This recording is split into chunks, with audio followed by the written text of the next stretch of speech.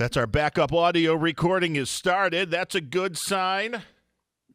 Red light on, green Red light light go. on.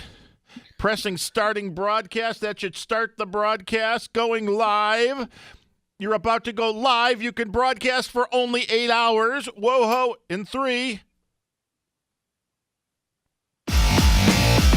Oh, yeah, the Man Cave Confidential's back, and we are still on video. I don't know how many cameras we've broken.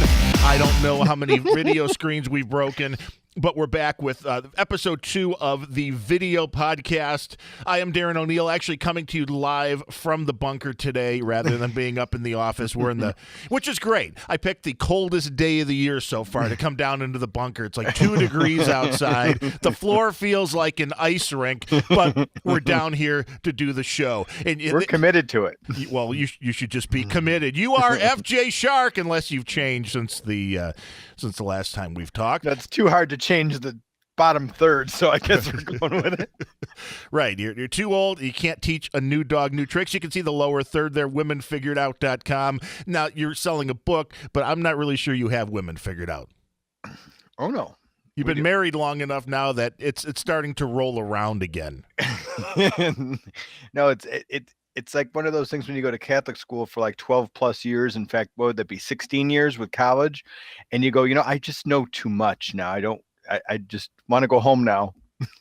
I know too much. I know too much. I'm done. I've had enough. I'm done. Yeah. I can understand that. And really, now, if you had the knowledge that you have now, if you had that in high school, you'd have been dangerous. Yeah, that it was a different. Well, you see, that's the other thing, though. In high school, the downside was that a lot of the girls were immature. Well, that's hard to believe for high school. Yes. So once they got to like maybe the college level, some or a bigger percentage of them acted more mature. So that did help because my techniques and ideas usually work on emotionally mature women. I don't want to say mature women because everybody thinks, well, you got to be over 50 or 60 or something, but I say emotionally mature. You could be emotionally mature as a teenager, and you could be an irresponsible, act like an irresponsible little girl when you're 50 or 60 or 70 because you never had any responsibilities. Right. That's the downside. And not to belittle what they're doing and not to be a dick about it, but most of these, from what I've read, I haven't taken the courses from a lot of these, pickup artist gurus, but most of them, their systems pretty much rely on the women being the exact opposite and having the mentality of like a 12-year-old. I mean, right. Am I wrong? That's exactly right, because they're going to, you have to entertain them. All of a sudden you turn yourself into a clown that has to keep on entertaining and presenting to an audience, and there's no audience feedback. And it goes nowhere. And then, there's nothing wrong with having some jokes, having, some other things to talk about, knowing yourself of what funny things you've done and good stories to tell. Nothing wrong with that. But if you just go on a canned presentation every single time, that's a big problem. Well, yeah, that's what it turns into. Right. Well, it gets old. And that's the one thing that I always thought was bizarre from those, the mystery method or all these. They're teaching you basically a skit rather than teaching you confidence, rather than teaching you, it's one of those things, teach a man to fish and the whole just giving them fish. Well, having a single routine is only going to work so long. And right. You heard the stories about when these things were big. Women in bars were hearing the same exact cheesy, right. Stupid, supposedly original pickup line from people over and over and over again, and it quickly crashes and burns. When it comes down to, I can save a lot of guys a lot of money. It just say hello. I saw a guy in front of me in line at a bookstore who was trying to hit on the cashier, and he only saw her for like the first time. So this is like his opening thing to her. It's not like he's a regular. You could tell that he didn't know her name, didn't know anything about her. He just goes into this, oh, so what's your name? Oh, so what's going to happen? Oh, you want me to buy a rewards card? Oh, why is that? Why don't you pay for my rewards card? And he's acting like a total idiot. And I'm like, oh my God, is that how, desperate the people are? They were told to just keep either insulting or doing something in the moment where the girl was looking at him like, "You're nuts, pal." It's like, move on. I'm not giving you my number. And, now you're lost up in your endless loop of whatever pickup line you're trying to do on me. And I'm trying to do my job and get to the next customer. And I got my manager like 5 feet away from me. The last thing I want to do is be, hit on by you or give you my number right now. The whole timing was thrown off. Well, it's hard to do that. It's hard to hit on somebody at work. And the guys that do it to like Hooters waitresses, I mean, come on, give me a break. Like they've never heard the line. They have to smile. They have to be polite because you are going to give them a tip at the end of this whole thing. So, of course, they're going to lead you on. You're surprised, right? You're surprised at the end that you're not picking up the Hooters waitress or the stripper or whatever you're trying to do. It's like, yeah, come on. Get with it. And picking up women at work, it's just, if it's just stupid. It's not the place to do it. Do you want people coming to your place? Well, maybe guys would. That'd be great. I'm sitting in my place of employment and chicks just keep coming up and asking me out. I guess maybe that wouldn't be bad. But for women, they don't want you trying to pick them up while they are working. Okay, but I mean, maybe there's something to be said for if you are a regular there, or the same bank tellers you see all the time. You go to the same restaurant, you get the same restaurants in a regular sit-down restaurant, maybe not a Hooters one. Where you're a regular, where you keep coming around and you don't get very aggressive with the hitting on talk. You don't do that. You don't use the pickup lines. You're just being you. And then maybe by the third, fourth, fifth time, then it'll open up. Then you could start joking around with them and stuff. Because if you pour that stuff on too quickly, it's like, oh, you're a pervert. You're an asshole. Get out of here. Amen. But and if you are, I'm not saying it can never work, but if you're going to try that, if you're going to try to pick up somebody at first sight, if you're going to try it, especially when they're working, you need to start very innocently with a little, it's maybe something a little tongue-in-cheek, and you have to gauge that reaction. That immediate reaction is going to tell you whether you can go anywhere or not. Like you said, at the bookstore, if the guy's like, "Hey, how do you like my books?" and she's just like staring at him like, yeah, move on. Don't keep going. Yeah, Stop. exactly. Stop at some point. I mean, it's like it's time to, just let it go and move on. And these guys, it's like they're taught like some kind of a sales approach that, I mean, there's all kinds of different always be approaches. Closing. Yeah, always be closing, where it's like you let the nose bounce off you and you just keep going. It's like, no, that's not the way you really sell. That might work at a seminar, it might work in a sales book, but it's not the way you really sell. And it's like, well, what do you mean? I just kept blasting through the customer and say, what do you mean you don't want the product? Well, you didn't do the other 5 or 10 things ahead of time, and now they're ticked off at you and they're not going to buy anything from you. So you're shooting yourself in the foot, too fast. And then you're wondering why you're not going to get the result you want. Well, it's mainly because guys are morons. I mean, the quality of the pickup line, we are not in the Renaissance right now. Yeah, right.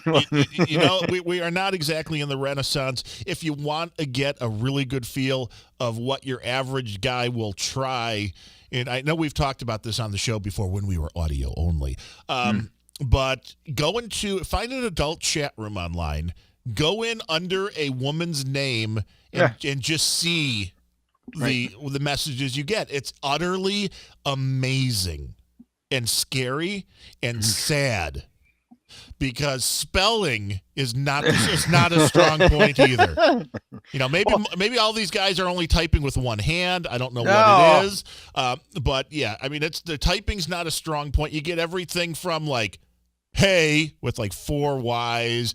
You want to see my cock? I mean, these are the kind of things you're getting straight off the bat, and it's like, really? You're not even going to say hi? Let's pretend I was a real woman. You're not even going to say hi first before you're jumping to, would you like to see my junk? Jeez, guys, get a clue. Right? I mean, come on. At least say hello. A little decorum here would be nice. Well, I mean, the other kicker is eventually they're going to have to meet face to face. And, the old song, so much cooler online. But if you're going to say all that online because you're hiding behind the internet, that's one thing. But eventually you're going to, have to see people face to face. So It's like, are they going to get a whole new different view and personality of you? Of course. It's like, then they're not going to like that part. It's like, well, why are you starting off with a bunch of junk that you wouldn't say to somebody's face in the first place?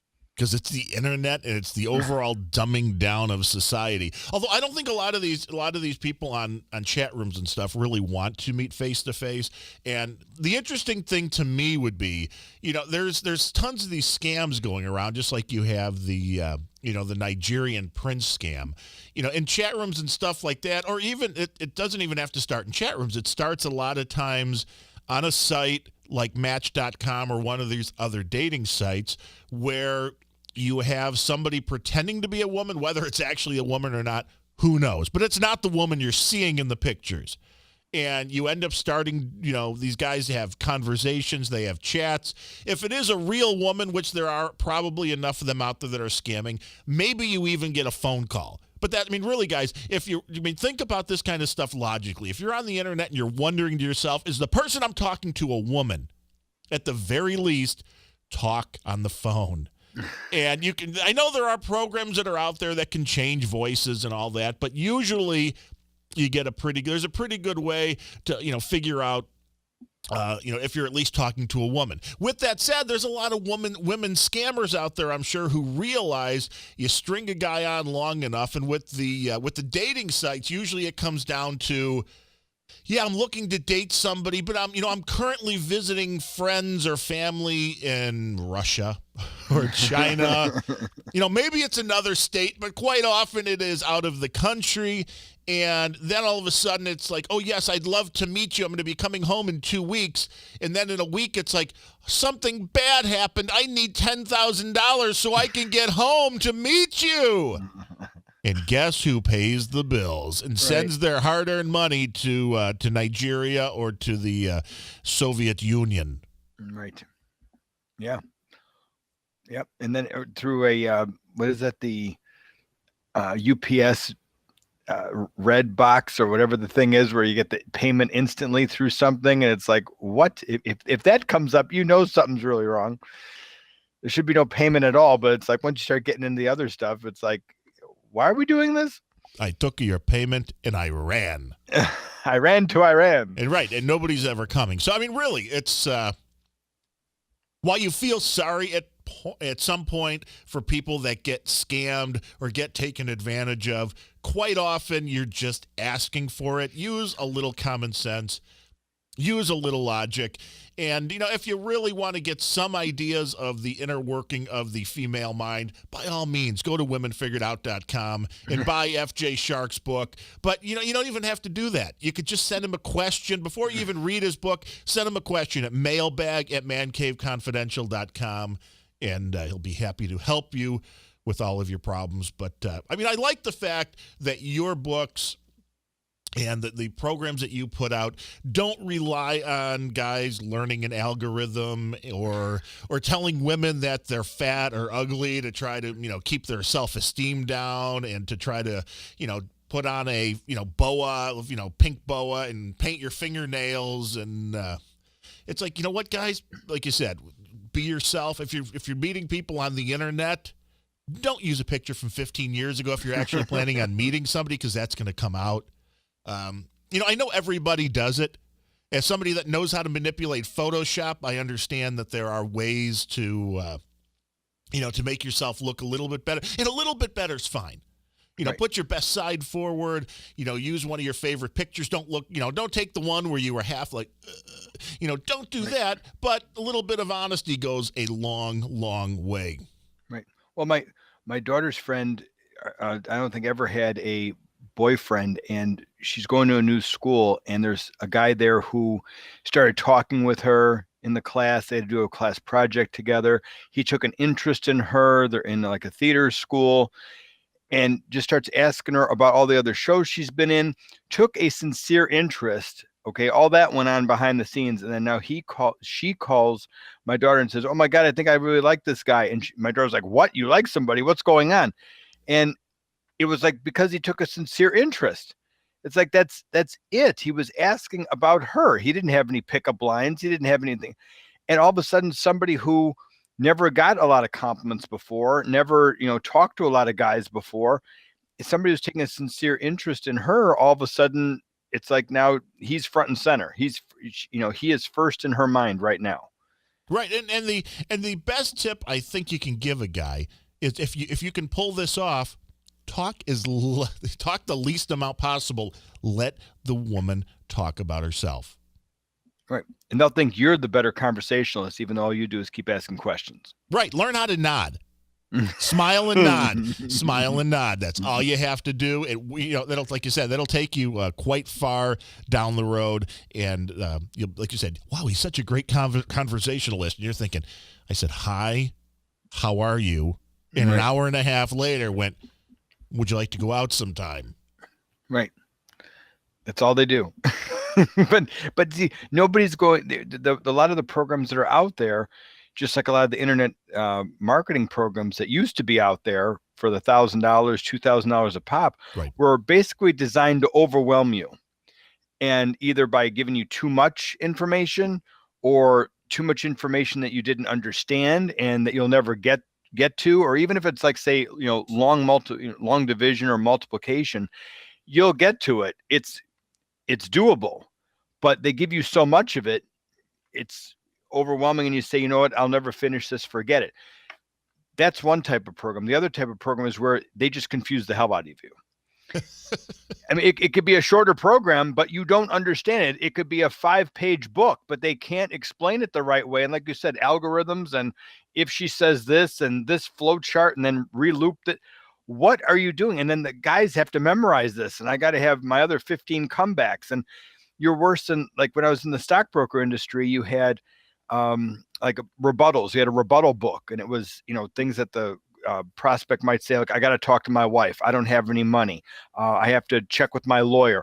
Every single comeback or excuse, and you would come back with a rebuttal, and you'd literally flip up the little index card and read to them what, the excuse, to come back from the excuse. And then if the guy would say the same excuse more than 2 times or 3 times, it was legitimate. But if they kept hopping rebuttals, you kind of knew it was false.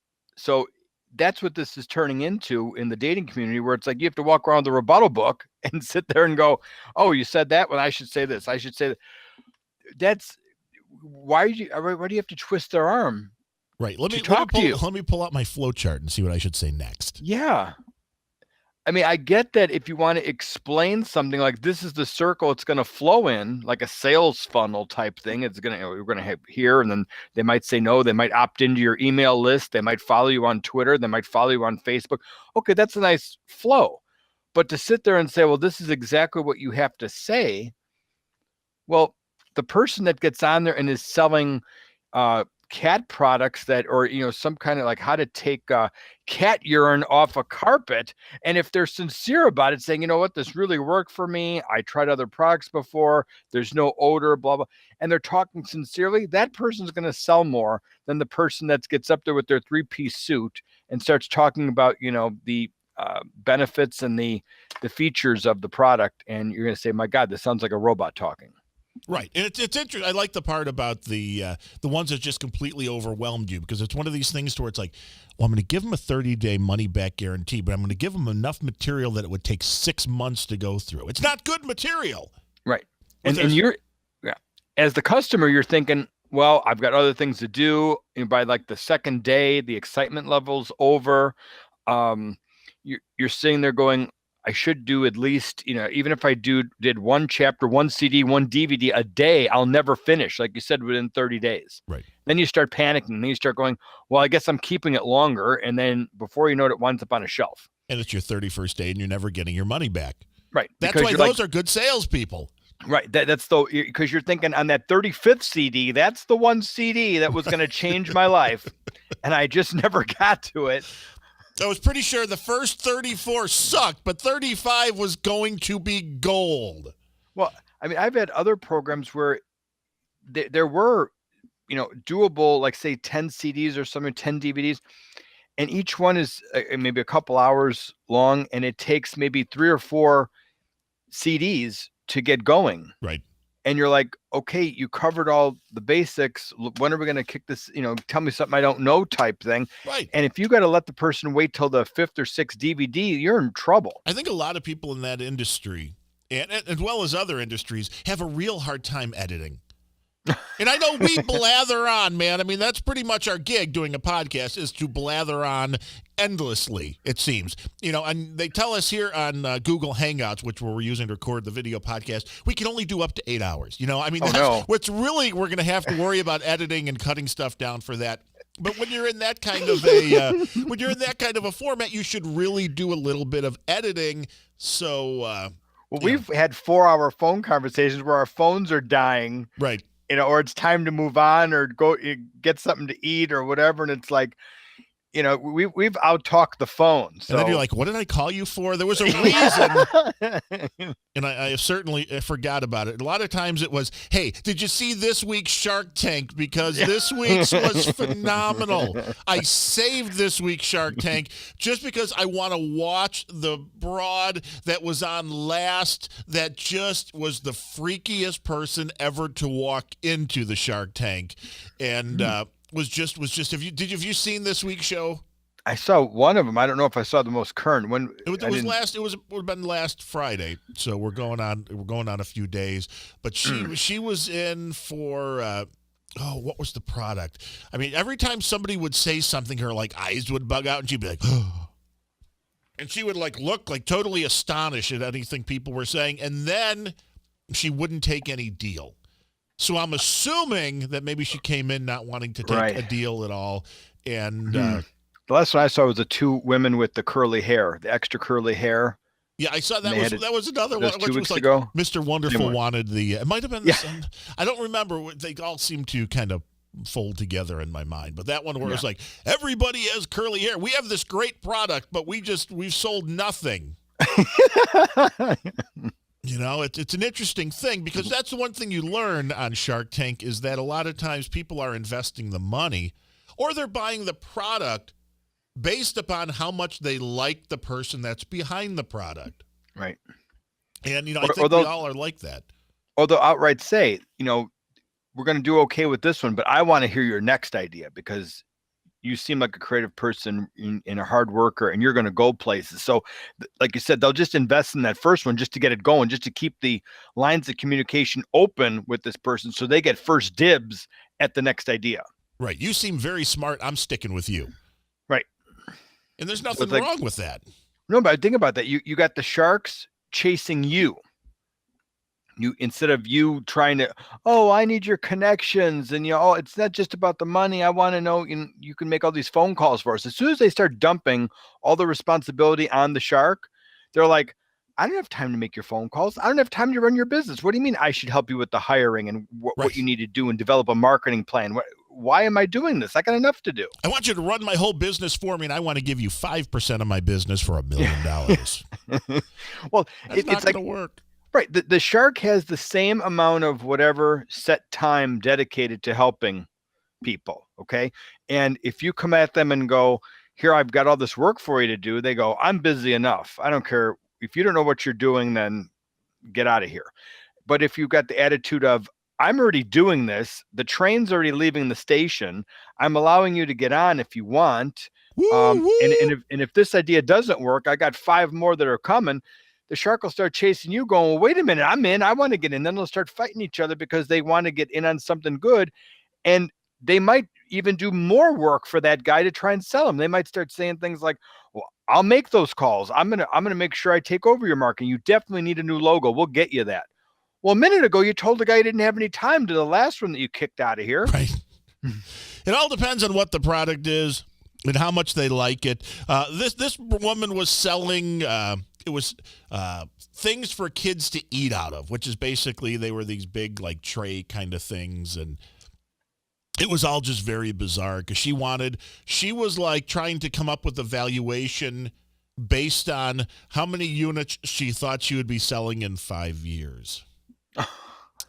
Not how business works. Wow. Nowhere near how business works. You got to go on what you're doing right now. You can't base it on anything else. Well, they even prove that anything beyond a 5-year business plan is completely garbage because nobody's going to know. There's things that were not around 5 or 10 years ago that you couldn't sit there 10 years ago and say, oh, I'm going to be in charge of this. And that now that industry's gone, or now it's completely different, or it's not handled that way anymore. And there's completely different players, or it got gobbled up by somebody else. You'll never know that. There's no such thing as a 5-year business plan anymore. Right. Well, no, I mean, it makes absolute sense too. It's the industry's constantly, it's all changing all the time. It's like to come in and be like, well, in 5 years, I'm going to be able to do this. It's like, no, you can't know that. I mean, there's no way. Well, yeah. And then you've got the other people who are, like you said, on Shark Tank just to get the, that credibility, what do you call it, the promotion, to get the airtime for it. Right. And usually it's Mark Cuban that calls them out on that first. It's like, I'm starting to get the feeling that you're only here for publicity reasons. Right. I don't think you really want a deal. You just want your website to get overwhelmed, and which I understand. I mean, that's a perfectly legitimate thing to do, but you would think the producers there would be able to to take care of that a little bit more. But, hey, that's just the way life, which is why I was wondering, this is the first time seeing somebody that came into the show look really bad, look like a complete nutcase. And I wonder, if the editing, this is what I would do. Because there's two choices you have. If you think somebody came into the show and you think that they came in for one reason only, and that was to get the PR for their product, and they really didn't want to make a deal, that they were basically just trying to use you as advertising time, there's two things you can do. One, you just cut them completely out of the show and you don't put them on there, which ends up wasting everybody's time because they had to sit there and listen to the pitch. And even though it takes up like 10 or 15 minutes on TV, these things really take usually an hour or two per each entrepreneur. And the other choice you have is to make that person look like a total dick. And that's really what happened this time. She looked like just a complete psychotic woman who had no literal understanding of how the business world worked at all. And I guess that's really all you can do if you think somebody came in under the guise of, I really want a deal, and then you kind of figure out, no, they didn't want a deal. They just wanted free ad space. Yeah. As I said, if you want to master one thing, it's when you've got one shark interested, regardless if they get the amount they're looking for or not, how to graciously say you want to hear other offers, because that's where a lot of shit goes bad. When it's like, on the end, they'll be like, well, Robert already gave you what you were asking for. Why don't you take the deal? And it's like, what am I, chopped liver? I'm not, I'm not here. And it's like, if you could, there are only a few that I've seen that really, when there's that awkward silence, viewers calling in, when there's like an awkward silence of the people who are, just there for you're getting rid of the people that are just there for publicity. But I'm saying you're going to have, they're going to sit there and say, I want to hear everybody's opinion. I want to hear it, but they might have 4 no's waiting for them. That might be the only deal. And they don't get that. Right. They don't get it at all. What I don't understand is, to me, it's more I guess it's more the way the show is built, because when somebody comes in, say you go in asking for, $20,000 for, 20% of your company. If you walk out there and say, hey, I'm FJ Shark, I'm looking for $20,000 for 20% of my company, and Mark Cuban goes, all right, I'll give it to you. Why would you want to hear any other offer? You got what you asked for. Right. And the only, I see their logic sometimes if they say, well, I want to get on QVC, so I want to hear from Lori. Right. That's about the only excuse you can have. Or if you have something that like, well, I want to get into Mark Cuban's basketball arena, something like that. Those like the only 2 real excuses, or Damon's a clothing line or something like that. Other than that, if you've got the deal, grab it and go, because if they all say no, now the person you're dealing is going to change. They're going to feel like crap. You just insulted them. And now you're probably going to go, oh, you know what? Now that I'm the only one left, I changed my offer. Right. They're right. They just made you an awesome offer, and you were like, I don't really want to work with you. I really would rather work with any of those other four sharks. But if they don't want to be in, then I guess I'll work with you. I mean, I'll take your 20,000 or whatever it is. I'll take your money then if I have to. But yeah, that's it's an interesting thing to see, because we've talked about the psychology of that before, of one of these sharks just giving you your offer right off the bat. And since the show is not built upon the first person to give them the offer wins, it's an interesting thing, because it's it really is just a starting point, I guess. Although you have to at least get that amount of money in, which is an interesting thing. It can never be less. You can always up the percentage of your company, but if you come in saying you want $1 million for 50% of your company, you can't take 900,000 for anything. It's like you have to get that $1 million. That's the only criteria. Right. Everything else can be negotiated then. So it's I understand that logic, and I understand that fear that you're not getting. Let's look. Tonight is the lottery drawing coming in, $1.5 billion. I'm in. Well, Mark Cuban, I thought his comments were interesting. It's like, one, if you aren't happy today, you're probably not going to be a happy person tomorrow, even if you win the lottery. A lot of people may disagree with that. But he also said, don't take the lump sum, because that is just, you could lose. It's kind of like going to Vegas. Like, you get the lump sum, you can now lose all of that instantaneously. If you're taking it over the 20 or 30 years, at least even if you screw up this year and you blow it all, you got another however many million coming next year. So it's a little bit safer not to take the lump sum. And he also said nobody in your family, none of your friends actually need $1 million or $100,000. Don't give money to anybody. Well, see, that's interesting, because I always heard that it was, over 20 years. Now I think they upped it to you get payout over 29 years. So that just decreases the amount of what you get every year, right? By about 50%, because now it's over 29 years. Well, they take 20. Right. Well, you either take the full amount, and I'm not sure. I think different states do it in different ways. I don't know what the Powerball does. You get like 60-something percent.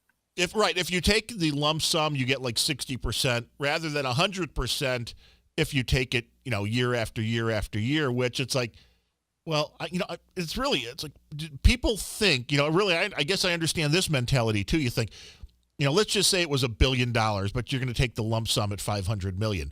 People actually think, well, I could take that and invest that and make a lot of money. Have you invested money and made millions already? No. If not, you probably can. You're probably going to screw up and take your 500 million and buy all Apple stock, and then Apple will crash. It's like it's like there's no sure thing. What is a sure thing would be the amount of money you end up getting over the next 20 or 30 years if you take the full payout, and you'll get more money in the grand scheme of things. And, it's like you're when it gets to this amount, when it gets to this kind of massive number, I don't know why you would want it instantaneously. You can't spend it all. Well, you could, but it would be very hard. Well, I guess it also depends on how old you are, because I also heard. Okay, if you're like 80 years old. Yeah. Because I heard that it's not transferable to your heirs. It's not like your estate keeps getting a check. If you accept the 20-year payment and you have a heart attack the next day, it's over.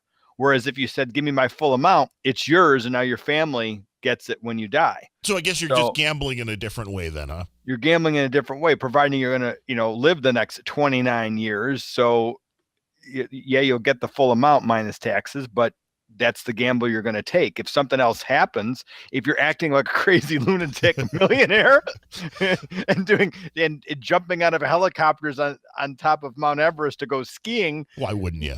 Yeah, it's maybe,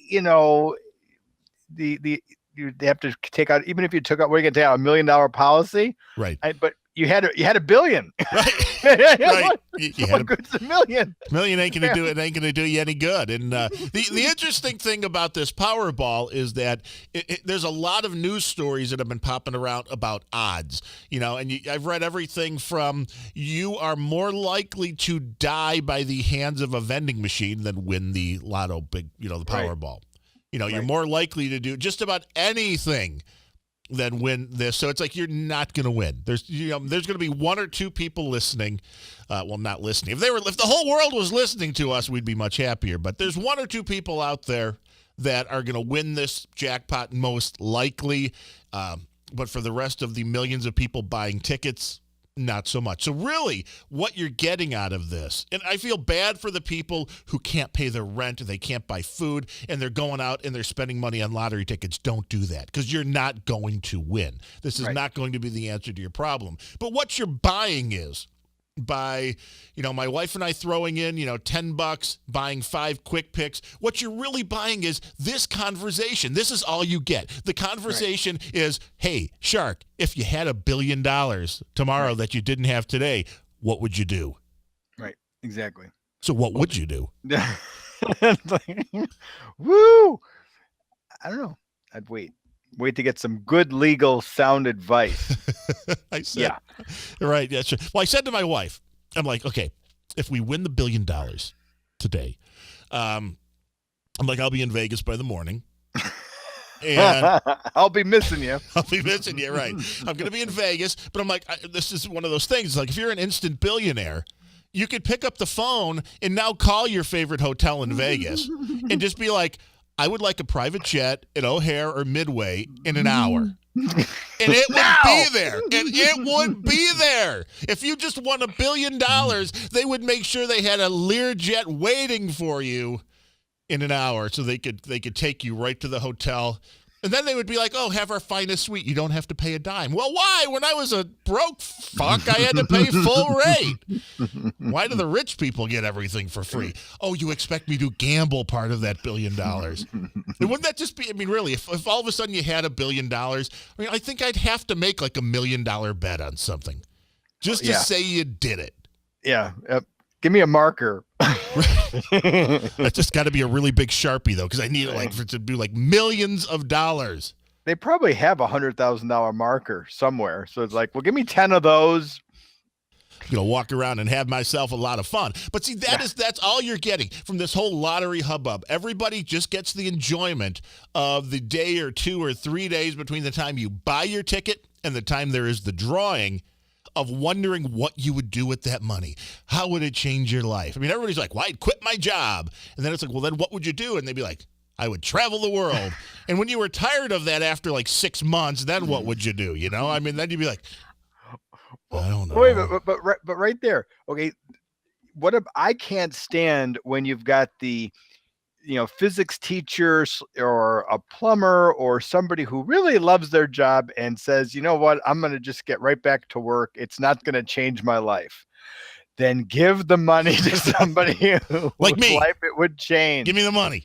I don't mean don't work. I mean, go do what you always wanted to do. And if you really want to, keep on going after your plumbing experience and teaching physics, at least get a different hobby, do something with it. Don't sit there and insult the rest of us who played and whose money you now have and say, this isn't going to change anything. I'm going to leave it all to my pets. I'm just going to, I don't know. I didn't need the money. I was just playing for fun. Yeah. Okay. I get, the whole thing. Remember in Office Space, if you had won $1 million, they only used $1 million in the example.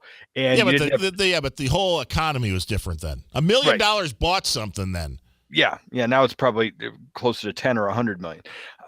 If you said you didn't have to work, what would you do? Well, I'd go fix up, old cars. Well, then you should be a mechanic or get into that industry somehow, because that's what you ultimately want to do. And at least you'll be around the industry in some way and doing something for it. And that'll be your passion and your purpose in life. Okay. Then I agree with all that. Then if that's where you want to go, or be the next Emerald and buy your own, cooking show. All right. Go to your own condo. Go to your own condo. But it's like you're still working or doing something, but if you can't stand your job to that point, then maybe this is a gut check, reality check moment of saying, then why do you want to spend the next 20 or 30 or 40 years doing this? I don't get that. I hear, other professionals all the time, or lawyers, dentists, doctors who spend all kinds of money on their education and they can't stand what they do. Why do you keep doing it? Because somebody in your family is going to say, oh, you just wasted 200 grand on your education. So what? Unless you borrowed the money from them, they shouldn't be that upset. You keep asking for more money and you never pay us back. Yeah. But really, I guess if I had $1 billion tomorrow that I didn't have today, I'd probably go buy a few cars. I would need a new house then, by default, because, once you got the Ferrari, the Lamborghini, the Porsche, the Corvette, you would need a bigger garage. Yeah. Definitely. And so I would need a bigger house, full recording studio, of course, for doing the podcast. We would have the best shot podcast in the history of mankind. We could hire cameramen, dancing girls for the for the pole here, because that's there. It's if that the empty pole, right? That's just there because if it wasn't, the roof would collapse from above my head, and that would be a bad thing. Quit swinging on it. Right. If you swing too hard, bad things could happen. You never know. But yeah, the fun you get is hey, what would you do? And for me, I think once you bought the few toys that you wanted, it really comes in. Really, it wouldn't take $1 billion for everything that I would want to buy. It would probably be covered in well under about $5 million. Right. Not that that's cheap by any means, right, but it's like that would pretty much satisfy most everything. And then, I think the most fun thing to do, and maybe this is just me, but the most fun thing to do would be Santa Claus. Right.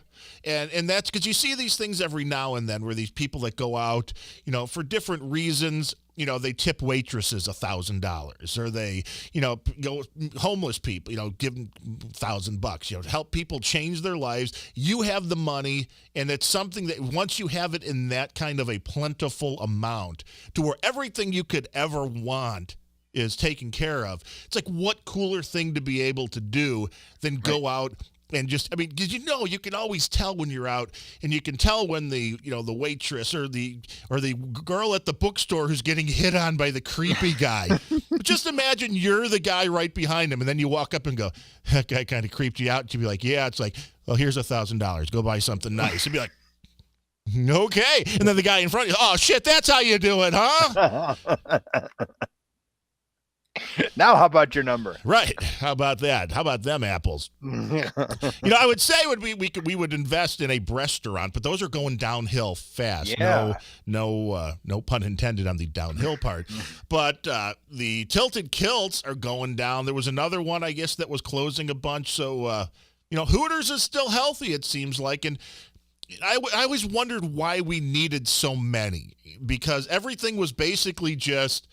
This is where we get caught up in a lot of this stuff when it comes to Shark Tank. There's a lot of people that come in with ideas that when you and I talk, we go, it seems like a Me Too. It seems like it's something else that's been done. And all of these other restaurants, to me, Tilted Kilt, it's kind of like Hooters but Scottish. Right. Twin Peaks, Hooters but like Mountain Man thing. And it's always Hooters but this, and that there's just a small change to it. And it's amazing to me that, I guess it's not really amazing, but seeing that all of these are starting to go downhill is it's kind of interesting. Hooters still is strong, and it's interesting because there are various opinions on Hooters, and I don't know how your wife feels about it. My wife loves going to Hooters because she loves fried pickles and has no problem when girls in shorts and tank tops. But there are a lot of women that think it's like going to a strip club, and that just blows my mind. Right. It's good family entertainment. Well, it's certainly not a strip club. You'd bring your kids into a Hooters. I brought my mom into a Hooters. It's like I brought my grandmother to a Hooters when she was still alive. It's not It's not, I don't see it as a raunchy place. There is nothing Right. untoward going on. It's we get the concept, and the dress is no different than going to a sports bar, And I've been to some nasty lunch places. It looked like a regular restaurant. I don't know what the hell this place was in Chicago where I was working for that plastics company.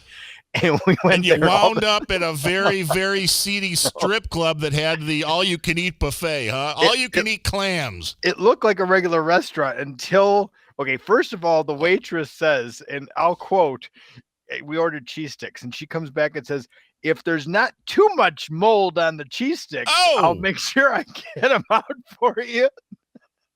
I'm like, yes, please. Where are we? And then all of a sudden the little show starts or something. There's no tables, there's no stages, there's no whatever. These people are gonna be dancing. But there's a show. But there's some middle-aged woman come out in her lingerie asking if we wanted to buy tickets for the raffle. And we're like, what are you raffling on? You're thinking, are there poor kids in Africa that we're raising money for? Does somebody need a walker or a wheelchair? This is a completely different raffle, I'm taking a guess. I'm like, all I want is my BLT sandwich, my club sandwich, so we can get out of here. But dare I ask, what is the raffle? And it's like, oh, these the garter belt I'm wearing, or you can win a deck of cards. I'm like, what? Are these just like random items you found from the night before? She's looking around the restaurant going, this fork, this knife. These are various things that you could pick up if you're the lucky winner of the raffle. You are listening to the Man Cave Confidential podcast. I don't want to win. Kind of like that. I picture like the Chinese restaurant where you have there's a fan and the extra fortune cookies and the extra little knickknacks and little jewelry in there. I'm thinking, well, what else is there in the raffle? So I'm like, whatever, here's a few dollars, whatever tickets. I swear to God, there were 4 of us. One of the guys in the group won part of the raffle. Woo-hoo. And this one woman comes out and starts throwing like her, just, oh, you won my garter belt. And he's like, threw it at him, and he like kind of ducks out of the way. He's like, I don't know what's on that thing, man. I don't want any part of that. Yeah. So like, okay, that's the food didn't taste that good either. So yeah. Really? I'm so surprised. I am so surprised. This is a Yelp review just waiting to be written. I can tell you that. I'm like, where did we find this place? Whose idea was this? I'm thinking I know from the stories that you've told me. It was your buddy. It was your pal. He'd probably been there a few times before, and he knew what the stage show was all really about. And it wasn't anything good. I mean, there's nothing wrong. I mean, it's really, there's nothing wrong. It's good, clean fun. Guys going to a strip club. But, there's a difference between strip clubs in, the greater Chicago area, say, on a weekend night, and then strip clubs in the middle of hell, America, at 2 p.m. Right. Different experiences. These are the type of people who would like shove you into a jerk off booth and then hold the door shut, and then put money in the machine so that like the screen starts going up, and there's like, a half naked woman there, and there's like other windows around, and I guess you're supposed to like, entertain yourself while she's trying to strip and communicate with you. And I'm like, this should have been outlawed in the 70s, but considering I can't get out of this room right now. When in Rome. Oh, yeah. So we had some good lunches. Not at the same restaurant, I might add. These are 2 different places. And food poisoning was enjoyed by all. Yeah. Yeah, when you have to keep asking for fresh silverware and take the crumbs off the cups before you drink out of the the water cups, it's not a good sign. And that is not what Hooters is like, ladies. It's just a bar. You can get hot wings. That's all it is. Nothing untoward going on. I mean, anybody of all ages can go there. I mean, really, if that was like right next to a grammar school, when I was in grammar school, that's where I would have been every day. Right. Like, give me some pickles. Give me some pickles. Give me some fried pickles and some hot wings, and I will be happy. That would have made a lot of money across the street from our all guys high school, let me tell you. Oh, I'm telling you, yeah, that would have been the best. Instead of the little hamburger joint next door that served like elk patties and bison and ostrich. How about a Hooters? How about that? People yelling out, I can still taste the newspaper. It still tastes yummy. I can only imagine the Christian Brothers policing the area. The guys would be crossing the street. Well, there was the one movie with Matt Dillon in it where it was based in like the 60s, but they had a there was the hangout where all the kids went who like smoked, and the brothers would come in and like bust them. It was like a jail. It was like a raid coming in, but instead of the cops, it was the Christian Brothers, and I could see that happening when we were in high school. But yeah. Now most of the teachers we had in high school are dead.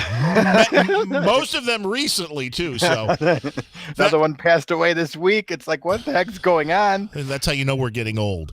When everybody you knew growing up that was older than you was dying, you're getting closer on that list.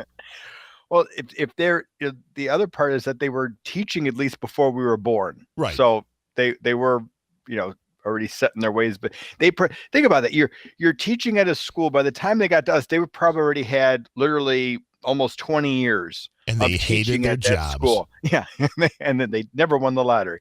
Right. But they heard every excuse. They've been through the whole. I don't have my homework, and this happened at home, and this guy's a show off, and this one's the jock, and this one doesn't get along with anybody, and this guy's being bullied. They heard everything they could possibly hear by the time we had them. It's like there was nothing new. It was just like next set of people, teenagers in the door. Next set of cattle. Right. Trying to pull the same crap the last bunch did. At least back when we were in high school, you could still plagiarize. They didn't have the internet. So we were at least, now kids can't even plagiarize. I mean, come on. How do you get through school without plagiarizing at least a few term papers? And we always like to talk about when we bring up high school, the teacher that died getting stabbed by was it only by one or was it two hook? I know there were two hookers involved. I don't know if both stabbed him or not. But we like to pass on the little piece of advice that Coach Philon taught us through his death, which was always negotiate price up front. No, I think you got that mixed up with it's not the size of the ship, it's the motion of the ocean. And also, if you want to dance, you got to pay the band. Oh, he paid the band. He really paid the band. The Stabbing Prostitutes. That was his favorite band. Yeah, I know. We're assholes for making fun of that, but tragedy it was plus a good time. Teacher. It was a funny teacher. He came in with a broken thumb one day, like, hey, it looks like a pool-related injury, but it's not. Like he welched on a bet. It was a prostitute-related injury. He was probably trying to get a better deal then, too. Yeah. But he just got his thumb broke. Hey, things happen. Oh, well, ironically, the trial started for that prostitute on the same day that the latest teacher passed away 1 year later here. I did not know that. So now we have to follow this trial, huh? It should be a good one. Did you stab him 45 times in the back? No, somewhere in the front. Right. There was part in the front, part in the back, but that's what a good education will teach you. It's what you take away from it. And, we don't mean to make light of it, but I'm sorry. When one of your high school teachers gets killed by a prostitute, the jokes just write themselves. I'm sorry. And it's been a year now, so that's enough time to make. He would have wanted us to move on and to joke about such things because he had that personality. That's true. That's true. I mean, come on. He had to be, just like you said, he'd heard every excuse. He'd been teaching for 30 whatever years. He'd probably been with that many years worth of prostitutes. I guess he just never learned or forgot briefly, do not argue price afterwards. Well, think about what we said about the Playmate thing. You're only seeing girls between 18 and 24, even though 50 years plus have gone by with Playmates, right? Right. So how many, this latest one, she was, I think, 20, the one that killed him. So it's like, were the prostitutes always around that range, or did he keep in touch with a few who are now 40? I mean, that would be an interesting thing. It's like, you develop a little bit of a relationship. You got a big rapport going here. You're getting like quantity discounts, whatever you want.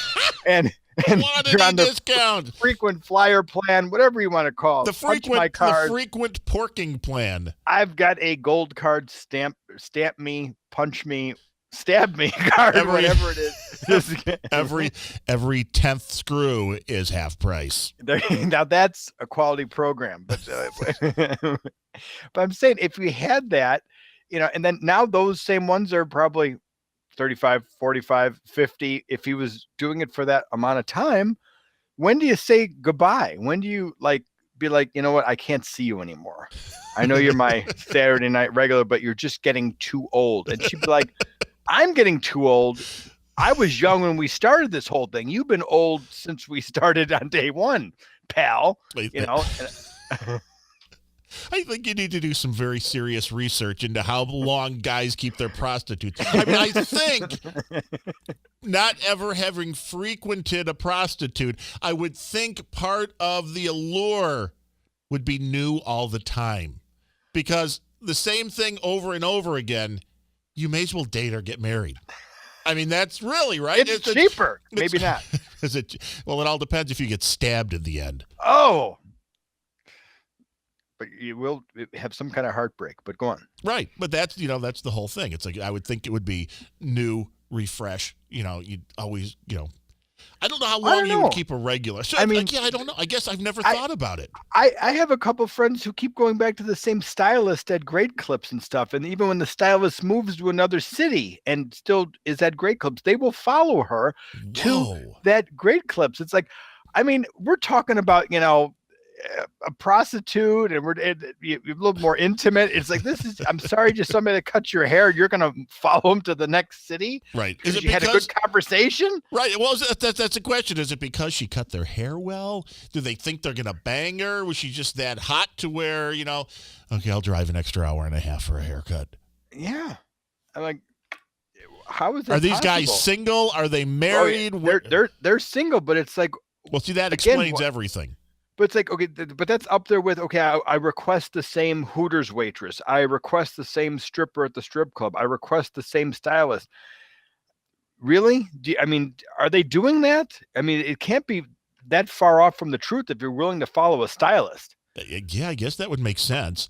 When we were going into Hooters on a regular basis when we worked in the area for lunch, there was a waitress that worked lunch that we would request the same waitress, but it was because she was hot. There was that, but she was also a great waitress and she had a great personality, and we knew that she had a kid and she was working her ass off to make a better life for her kid. So when it came down to, if you're going to tip big, that's the person I'd rather tip than the airheaded blonde who just got finished out of high school and doesn't know what she wants to do with her life. Right. So, there's a certain, I guess I understand the going back for the same over and over and over. Yeah, prostitute. No, I don't think so. I'd be like blonde, brunette, tall blonde, short redhead, one with freckles, one without. And, it'd be kind of like the best day ever. Well, the new dentist I found, the new dentist office is loaded with nothing but women and all hot. It's like you took a strip club and you got the stripper pole out and you put in a dentist chair and just had everybody cover up with a lab coat. And it's like, these women are just too hot to be in the medical profession and be that smart. And do the lab coats come off at any point during the procedure, do the lab coats come off? It's like, how is this possible? Yeah. We were saying yesterday, I think we had another conversation. We should have recorded that one too about, if you had a dentist office that was crossed with a stripper, a strip club or a bikini car wash type thing, and maybe they could straddle you as they're drilling your teeth. Hey, more people would go back to the dentist. Let me tell you. Let me drill you while you drill me. You have our drilling frequent flyer program. Right, your frequent driller program. Yeah. Now, here's the question. When you got home, after you figured out that you found the dentist's office that is more like a Hooters, did you tell your wife? Well, yeah. Does she want to go there now? This could say a lot about your wife. And she's like, well, I'm changing dentists. And this will keep her away. I don't want her to be like, hey, I think I'm going to try that place He's got. He gets. No, I'll tell you up front. That's enough to keep you out of there. He gets home and he's like, yeah, the new dentist's office is horrible. You wouldn't like it at all. I'm going to keep going back though, like every week for a cleaning. They said my teeth are really dirty. I need to go like weekly. I need to go weekly for that. But see, when you're married long enough, and you and I have both been married long enough, tomorrow is actually the anniversary of my wife and I's first date. 28 freaking years ago. Oh my gosh. 28 years ago. It's a long, long time. What year were you in high school? Was it senior year? Yeah. Why can't I do the math here? Right. Yeah. Started going out in January of 1988. Okay. Which, that's 28 years. That's a long, Wow. long time. I had a buddy over the other day, and well, congratulations. Before we get off topic. yeah, thank you. You should probably give them to her though, more than me. That's just a guess. But I had a buddy over, and he saw my computer, which on the in the office has two 19-inch monitors on the side, has a big monitor in the middle, and they rotate pictures between. It's mainly Victoria's Secret models, Taylor Swift, but it's all hot women that show up on my screen, and the pictures change every half hour, and he's like, "Your wife doesn't care about that?" And doesn't she? I think he still thinks, doesn't she get jealous? I'm like, no. She pretty much said to me, if you think you can get that, good luck. I'll see you. I'll see you when you get back. If you think you can get that, she's like, I'm not sure the locks are going to be the same, but if you think you can get that, go ahead. Or take a shot. Yeah, you should have told him, well, she doesn't know who Taylor Swift is. She doesn't listen to the radio that much. Right, she doesn't. Right. She never sees a magazine, and she's never seen television. I try and. She's basically she's basically blind and Amish. We subscribe to nothing. But it's like, yeah, I mean, that's really, it's like, once you've been in a relationship long enough, it's like, who cares? It's like I said I should have told him that for like right after, I think it was the Avengers, the original one came out, I think it was, where Scarlett Johansson played the Black Widow or whatever it was. My wife had a picture of Scarlett Johansson on her desktop for like a year or two. It's like, well, I wasn't jealous. I was just like, if you think you can get that, you go ahead. And I think if once you're in a relationship long enough, you can understand that, the people that get into a relationship, and them, I know them, women that, want to be like, oh, don't even look at another woman. Don't, and if you admit to them that, you think another woman's attractive, they just blow their top. It's like, it's just the way the world is. Or those are the first ones that cheat on you. That's right. It's always interesting. It's like whatever, like if they don't trust anybody, then they're the ones who are pulling the biggest scams and lies on everybody else. And they're so paranoid that you might lie or something that they don't want you looking at them. Right. So it's like, those are the ones you got to watch. It's like, they're like guilty of whatever they're accusing everybody else of. Right. If they're a little too jumpy, you might want to be a little bit careful there. But it's like, yeah, it's like, I understand, guys, if you're out on a date, if you're married, if you're at a restaurant or whatever, and a cute girl walks by, it's okay to do this. And then go look back talking to your wife. It's not okay to do this.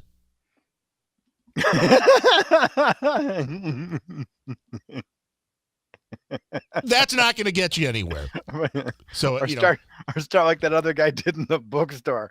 So, hey, you want to try my pickle? Hey, go to Hooters. You can get that fried. Hey, that would hurt. Want to go for a pizza and a boink? What's the matter? Don't you like pizza?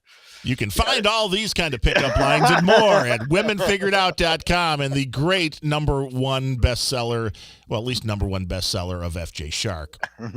International man of mystery.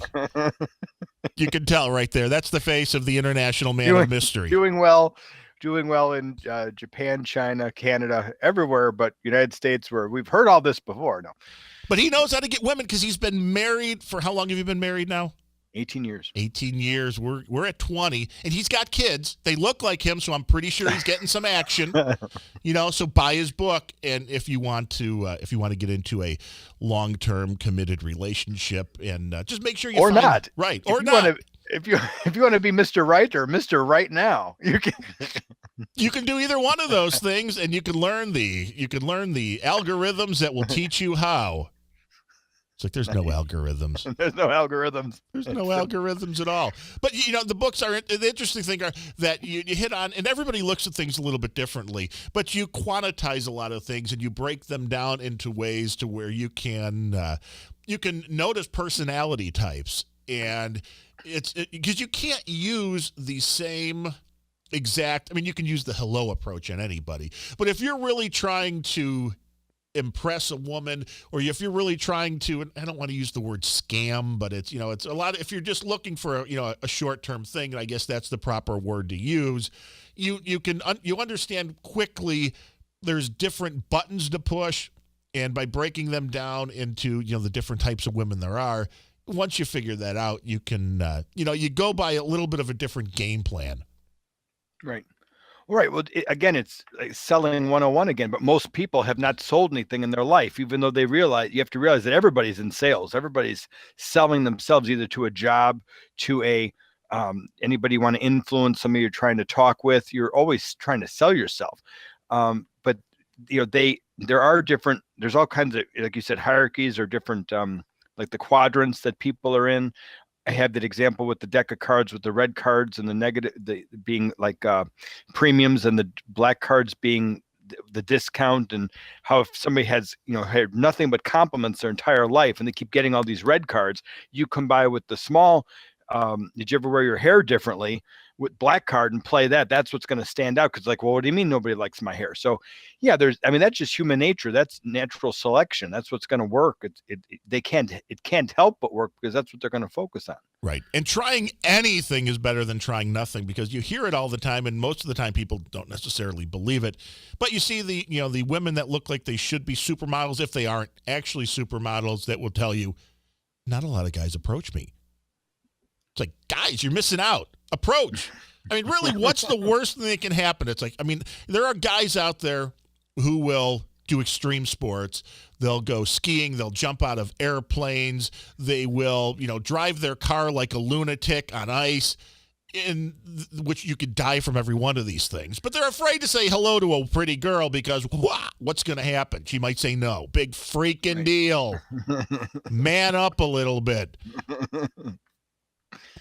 But yeah, so that if again, it has to do with, like we talked about at the beginning, the emotionally mature.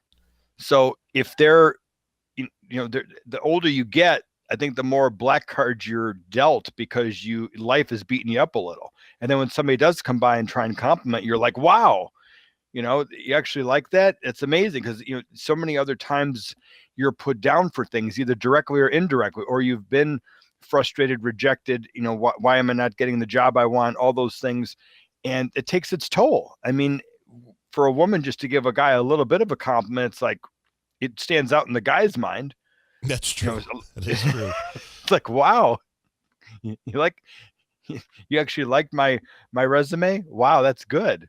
I'm going to go home and write another one. I'm going to write 2 or 3 resumes, and you'll see just how creative I can be. But it's again, it comes down to, it's the simple thing, guys. It's just say hi. That's start from there and listen. Say hi, and then let them talk. It's beautiful. Everybody, showing interest. That may be dumbing it down to the millionth degree, but that is really the basis of what you want to do. I know we've talked about it a little bit on the audio version of the show, and we may be going back a year or two, where I think it was Gary Vaynerchuk, marketing extraordinaire, who told the story about a friend of his who his whole goal in life was that he wanted to marry somebody that looked like a supermodel. That was his whole goal.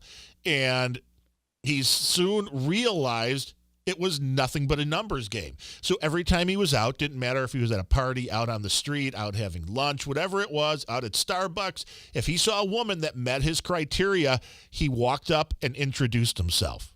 He was shot down like hundreds of times until one of these women was like, oh, hey.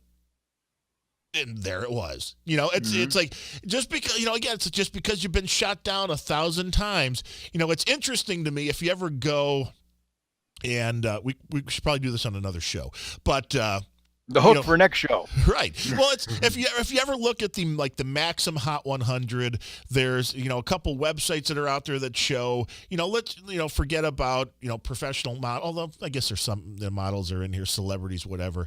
But there are websites that will let you rank celebrities and whatnot. And Maxim does their Hot 100 every year, and all these other there's other magazines do similar type things. And it's always interesting to me going down a list like the Maxim Hot 100, and I can guarantee you in the top 10 or the top 20, there are going to be women that I'm going, no, just doesn't do it for me. And there's other people that are going to be like, oh my God, she's gorgeous. It's like women see guys the same way. And that's what guys don't seem to understand. It's like, if you see women on this top 100, allegedly top 100 most beautiful list in the world, and if there's anybody on that list that you're going, I'm less than interested, you have a shot that one of those hot women are looking at really hot guys going, no, I'm looking for that short, balding, fat guy. I don't know why. It's ingrained in their brain, man. That's just the way they're hardwired, and guys don't see that. Or they're sick of going out with the guys who keep getting hit on by other women, and they don't want to keep competing like that. So they'll, bring it back a level or two and do some guy a favor who, they know nobody else is going to want to hit on and steal. Well, yeah, I mean, let's work for them. Baseball players, hockey. I mean, you've heard the term slump buster, and that's where these big athletes go and they find if they're not doing real well, they find maybe what's considered the not most attractive girl in the world and get it on, and that's a slump buster. If Taylor Swift needs a slump buster, call me. Mailbag at mancaveconfidential.com. My wife said it's okay. No problem whatsoever. Did we ever find out the cave hotline? Was it 918-928-CAVE? It's something like that. Do we need to look it up?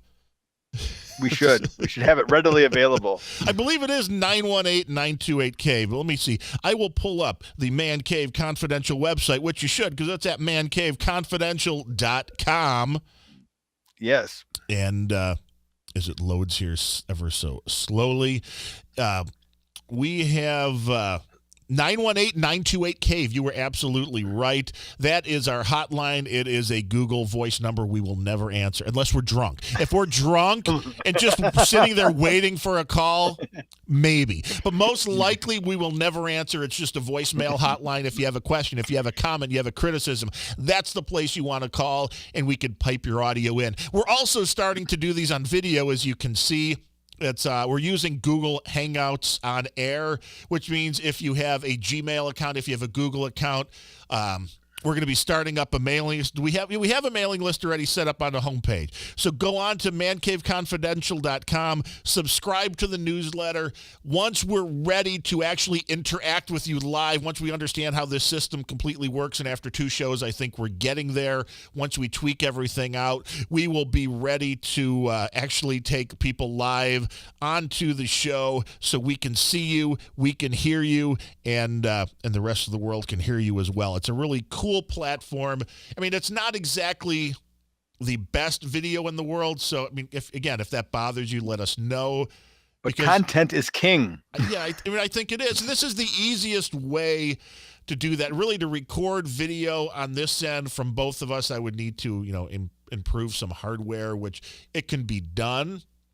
But this being if you have yourself a video podcast, definitely check out Google Hangouts on air, because it lets you bring in multiple people. That's what FJ Shark and I are both. We're just, you go in, you set up the broadcast, you invite the other people in. And I know I've been doing this manually pretty much throughout the show. There's also a setting in there, which I believe that when whoever's talking, it just automatically goes to them. So if you have a conversation with 4 or 5 people, you can actually don't have to do too much work to make sure the right person is on the screen. We came down and, like I said, down into the studio here. Hopefully the audio's better. We're recording the audio separately just in case it's not. We may be able to sync that up. But once we get all the kinks out, we hope you can join us live for the broadcast. There'll be a live chat room, and if you have questions, you can get those in on the chat room, or you can get those in on using video. In the interim, feel free to call that hotline. Feel free to send email to mailbag@mancaveconfidential.com. Let us Twitter. know. Yeah, we have Twitter. It's what? Twitter is at or Man just your Cave own. Guys. My Twitter is at Darren O'Neill, and yours is at FJ Shark.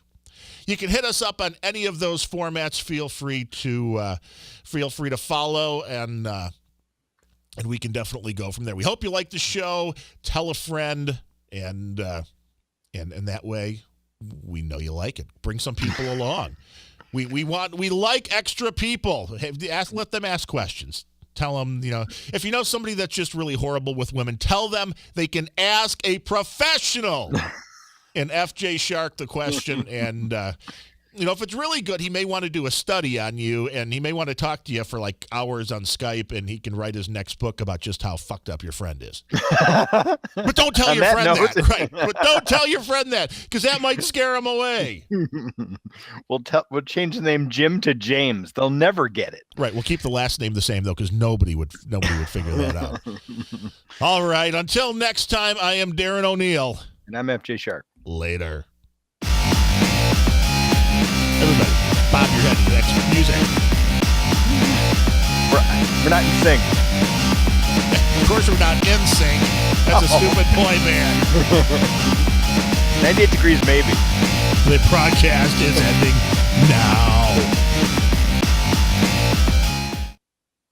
Broadcast has been professionally successfully terminated.